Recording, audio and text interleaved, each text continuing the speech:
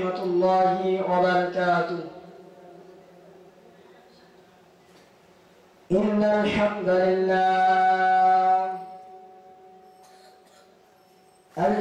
لله وكفى وسلام على عباده الذين اصطفى. أما بعد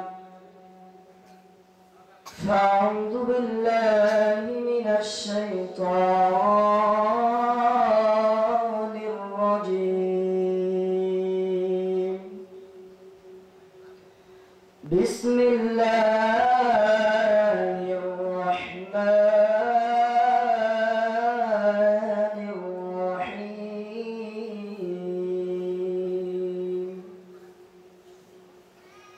وما أرسلناك إلا رحمة للعالمين.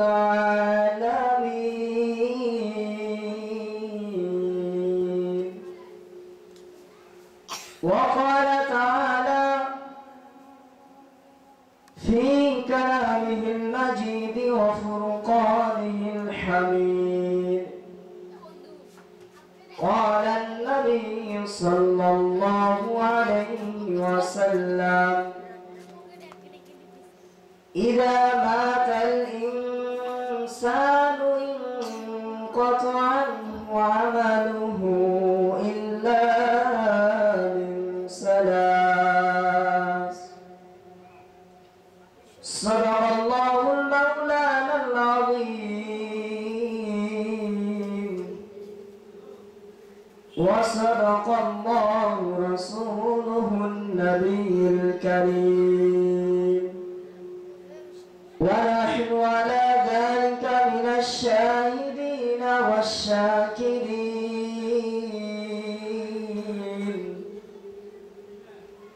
والحمد لله رب العالمين.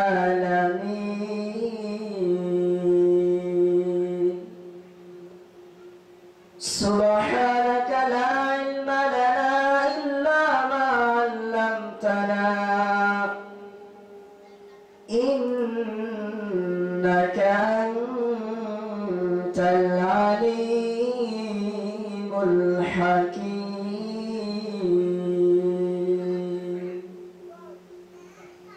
محمد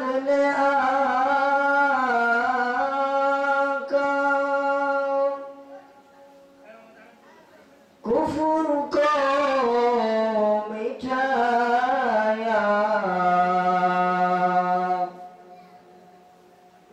کفر کو مٹھا کر صداقت کو بتایا۔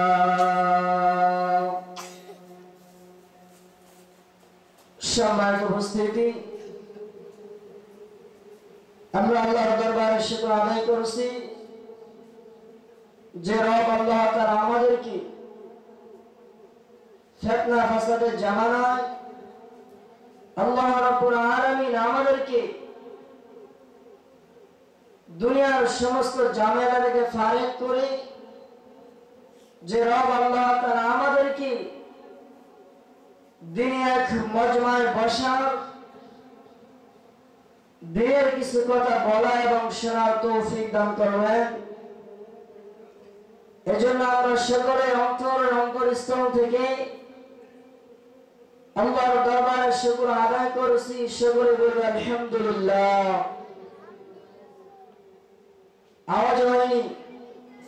আমরা কি বলতে ছেড়ে দিয়ে মন উজাড় করে আমরা আবার আল্লাহর দরবারে শুকর আদায় করছি।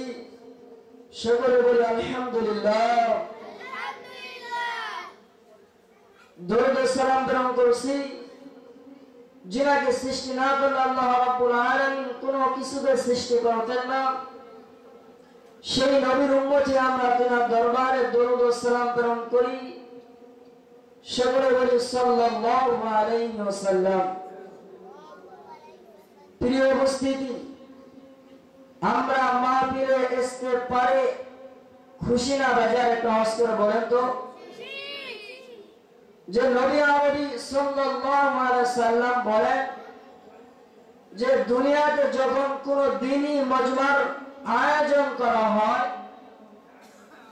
এবং ওই মজমায় যারা কুরআন ও হাদিসের কথা শুনে, আমি নবী বলতেছি এটা দুনিয়ার কোনো সাধারণ জায়গা নয়, আমি নবী বলতেছি এটা একটা জান্নাতি বাগান। জোরে বলি সুবহানাল্লাহ। এবং এই জান্নাতি বাগানকে রক্ষণাবেক্ষণ করার জন্য আল্লাহ রাব্বুল আলামিন জান্নাতি ফেরেশতাদেরকে নিযুক্ত করেন, কিন্তু আমরা মানুষ ফেরেশতাদেরকে দেখতে পাই না। এজন্য আমি আপনাদের উদাত্ত আহ্বান জানাবো, আমার এই মাইকের আওয়াজ যতদূর পর্যন্ত পৌঁছাইতেছে, আমরা যারা রাস্তায় দাঁড়িয়ে রয়েছি, যারা দোকানপাটে সময় নষ্ট করতেছি, আমি তাদেরকে উদাত্ত আহ্বান জানাচ্ছি আমরা জান্নাতি বাগানের মধ্যে বসে যাই। প্রিয় উপস্থিতি, আল্লাহর নবী এই কথা বলেন নাই যে যারা মাহফিল প্যান্ডেলের আশেপাশে দাঁড়িয়ে থাকবে তারা কি জান্নাতের বাগানে থাকবে, এই কথা নবী বলেন নাই। নবী বলছেন যারা জান্নাতি বাগানে থাকবে, যারা সামিয়ানার নিচে বসে বসে কুরআন ও হাদিসের কথা শুনবে, তারাই কি করবে, জান্নাতি বাগান নিচে বসে থাকবে। এজন্য আমরা যারা দাঁড়িয়ে রয়েছে আমরা ভাই বসে যাই। এজন্য আমি আপনাদেরকে উদাত্ত আহ্বান জানাচ্ছি আমরা বসে যাই। আমি যে আয়াতে কারিমা তেলাওয়াত করেছি, আল্লাহ রাব্বুল আলামিন পবিত্র কালামুল্লাহর মধ্যে বলেন, ওয়া মা আরসালনাকা ইল্লা রাহমাতাল লিল আলামিন। আল্লাহ রাব্বুল আলামিন বলেন, ওয়া মা আরসালনাকা ইল্লা রাহমাতাল লিল আলামিন, আমি নবীকে দুনিয়াতে প্রেরণ করেছি রহমত স্বরূপ হিসেবে। আল্লাহ রাব্বুল আলামিন বলেন, আমি শুধু দুনিয়ার রহমত হিসেবে নবীকে প্রেরণ করি নাই, আমি নবীকে প্রেরণ করেছি তিনি দুনিয়ার জমিনেও যেমন রহমত থাকবেন, তিনি রূহ জগতেও তেমন রহমত ছিলেন, তিনি কবর জগতেও তেমন রহমত থাকবেন। কিয়ামতের কঠিন ময়দানে আমার নবী তিনি রহমত থাকবেন। হাদিসের বর্ণনায় পাওয়া যায় নবী আরবি সাল্লাল্লাহু আলাইহি সাল্লাম তিনি দুনিয়ার জমিনে কেমন রহমত ছিলেন। নবী আরবি সাল্লাল্লাহু আলাইহি সাল্লাম তিনি দুনিয়ার জমিনে কেমন রহমত ছিলেন। হাদিসের বর্ণনায় পাওয়া যায় ইমাম তাবারানী রাহমাতুল্লাহি আলাইহি তারা বলেন যে আমরা ইহুদিদের বর্বরতির আলেম ছিলাম, নবীর চেহারার দিকে তাকাইলে আমরা নবুয়তের সমস্ত নির্দেশন দেখতে পাইতাম, কিন্তু দুইটা বিষয় আমাদের বুঝে আসতো না, এই দুইটা বিষয় আমরা পরীক্ষা করার জন্য আমরা ইহুদিদের বড় বড় আলেম আমরা গবেষণা শুরু করে দিলাম, আমরা রিসার্চ করা শুরু করে দিলাম যে এই দুইটা বিষয় আমাদেরকে জানতেই হবে। তিনি যে আখির নবী দাবি করেন আমাদের আলামতের সাথে তো তিনার কথা কাজে মিলতেছে না। ইমাম তাবারানী রাহমাতুল্লাহি আলাইহি তিনি বলেন আমরা রিসার্চ করতে করতে বের করলাম যে তিনার চেহারার দিকে তাকাইলে তো নবুয়তের সব নির্দেশনগুলো আমরা দেখতে পাই, কিন্তু দুইটা বিষয় আমাদের বুঝে আসে না। ইমাম তাবারানী রাহমাতুল্লাহি আলাইহি তিনি বলেন এক নাম্বার বিষয় হলো তিনার ধৈর্যশীলতা কেমন হবে, দ্বিতীয় নাম্বার বিষয় হলো যে মানুষ রাগ করলে তিনি মানুষের সাথে কেমন আচরণ করবেন। ইমাম তাবারানী রাহমাতুল্লাহি আলাইহি বলেন যদি কারো ব্যবহার জানতে হয়, যদি কারো রাগ সম্পর্কে জানতে হয়, তাহলে তার সাথে অবশ্যই বন্ধুত্ব তৈরি করতে হবে।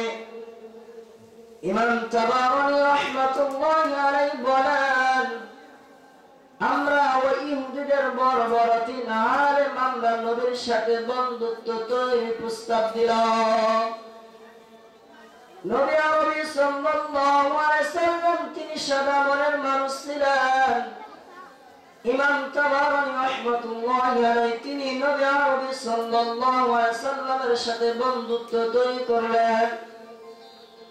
একদিন দুই দিন যায়, ইমাম তাবারানী রাহমাতুল্লাহি আলাইহি তিনি নবীর দরবারে যাওয়া আসা করেন, কিন্তু তিনার দুইটা তার্কের যে নবীর ব্যবহার কেমন হবে, মানুষ রাগ করলে তার ধৈর্যশীলতা কেমন হবে। ইমাম তাবারানী রাহমাতুল্লাহি আলাইহি তিনি বলেন, আমরা কিছুদিন যাবত নবীর সাথে বন্ধুত্ব তৈরি করলাম, আমাদের ভালো সম্পর্ক স্থাপন হয়ে গেল। একবার নবী আরবি সাল্লাল্লাহু আলাইহি সাল্লামের বাসায় মেহমান আসলেন। তিনার যে সাহাবী খাদেম ছিলেন তাকে বললেন, ও আমার সাহাবী, আমার বাসায় যে মেহমান আসছে তাকে তোমরা মেহমানদারির ব্যবস্থা করো। নবী আরবি সাল্লাল্লাহু আলাইহি সাল্লাম যখন এই কথা বললেন, সাহাবী খাদেম তিনি বলতেছেন, ইয়া রাসূলুল্লাহ, ইয়া হাবিবাল্লাহ, মেহমানদারি করার মতো আমার আপনার বাড়িতে তো একটা খেজুর নাই, এক গ্লাস দুধ নাই, আমি কি দ্বারা মেহমানদারি করাবো? ইমাম তাবারানী রাহমাতুল্লাহি আলাইহি বলেন, যখন তিনার খাদেম নবীকে এই কথা বললেন, নবী আরবি সাল্লাল্লাহু আলাইহি সাল্লাম আমাকে গিয়ে বলতেছে, ইমাম তাবারানী তুমি আমাকে কিছু বায়া সালামের ভিত্তিতে কিছু টাকা খরচ দাও। ইমাম তাবারানী বলেন, আমি এখনো কালিমা পড়ে মুসলমান হই নাই। কালিমা পড়ে মুসলমান হওয়ার আগে নবী কেমন সাদা দিলের মানুষ ছিলেন, কেমন আখলাকের মানুষ ছিলেন, আমার সাথে বন্ধুত্ব তৈরি হওয়ার কারণে তিনি আমাকে বলতেছেন যে তুমি বায়া সালামের ভিত্তিতে আমাকে কিছু দিরহাম দাও। ইমাম তাবারানী রাহমাতুল্লাহি আলাইহি তিনি বলেন যে আমি এখনো কালিমা পড়ে মুসলমান হই নাই, কালিমা পড়ে মুসলমান হই নাই। আমি নবীকে বললাম, আচ্ছা আমি তো বায়া সালামের ভিত্তিতে আপনাকে আমি দিরহাম দিব, কিন্তু একটা ডেট অবশ্যই নির্ধারণ করতে হবে। নবী আরবি সাল্লাল্লাহু আলাইহি সাল্লাম একটা ডেট নির্ধারণ করে দিলেন। নবী বললেন যে যখন খেজুর পাকবে আমি অমুক তারিখে তোমার এই পাওনা আমি পরিশোধ করে দিব। ইমাম তাবারানী রাহমাতুল্লাহি আলাইহি তিনি বলেন, আমি চুক্তিতে বায়া সালামের ভিত্তিতে যখন আমি তিনাকে টাকা দিলাম, আমি তিনাকে টাকা দেওয়ার পর আমি তিনার থেকে ফিরে গিয়ে আমাদের যারা বড় বড় ইহুদিদের আলেম ছিল, আমি তাদেরকে গিয়ে বলতেছি, একটা তো সুযোগ পেয়েছি আমরা। ইহুদিদের বড় বড় আলেম তারা বলতেছে, কি সুযোগ পেয়েছো আমাদেরকে একটু বলো। ইমাম তাবারানী রাহমাতুল্লাহি আলাইহি তিনি বলেন যে নবী আরবি সাল্লাল্লাহু আলাইহি সাল্লাম বায়া সালামের ভিত্তিতে আমার থেকে কিছু দিরহাম তিনি নিয়েছে, অগ্রিম টাকা নিয়েছে। তিনি আমাকে একটা ডেট দিয়েছে, ডেট অনুযায়ী আমাকে তার থেকে যে বায়া সালামের ভিত্তিতে খেজুর দেওয়ার কথা রয়েছে ওই খেজুরগুলো আমাকে দিতে চেয়েছে। আরো দুইজন যে ইহুদিদের বড় বড় আলেম ছিল তারা বলল, এই সময় আমাদের একটা সুযোগ এসে গিয়েছে যে মানুষ রাগ করলে তিনি মানুষের সাথে কেমন ব্যবহার করবেন, কেমন আচরণ দেখাবেন। ইমাম তাবারানী রাহমাতুল্লাহি আলাইহি তিনি বলেন যে আমরা তিনজন একটা আবার বিশ্বাস করলেন যে সময় আসার 2-3 দিন আগে আমরা তিনার দরবারে উপস্থিত হব। হাদিসের বর্ণনায় পাওয়া যায় নবী আরবি সাল্লাল্লাহু আলাইহি সাল্লাম তিনার সবচেয়ে বড় বড় সাহাবায়ে কেরামদেরকে নিয়ে তিনি দিনের কথা বলতেছিলেন। নবীর চতুর্দিক দিয়ে নবীজি আরবি সাল্লাল্লাহু আলাইহি সাল্লাম চতুর্পাশে আবু বকর সিদ্দিক, উসমান গনি বড় বড় সাহাবী তারা বসেছিলেন এবং মজমাটাও অনেক দামি মজমা ছিল, সমস্ত বড় বড় সাহাবায়ে কেরামরা ছিল। ইমাম তাবারানী বলেন এই ভরপুর মজমার মধ্যে আমি নবীকে পরীক্ষা করার জন্য, আমি তিনার আখলাককে যাচাই করার জন্য মানুষের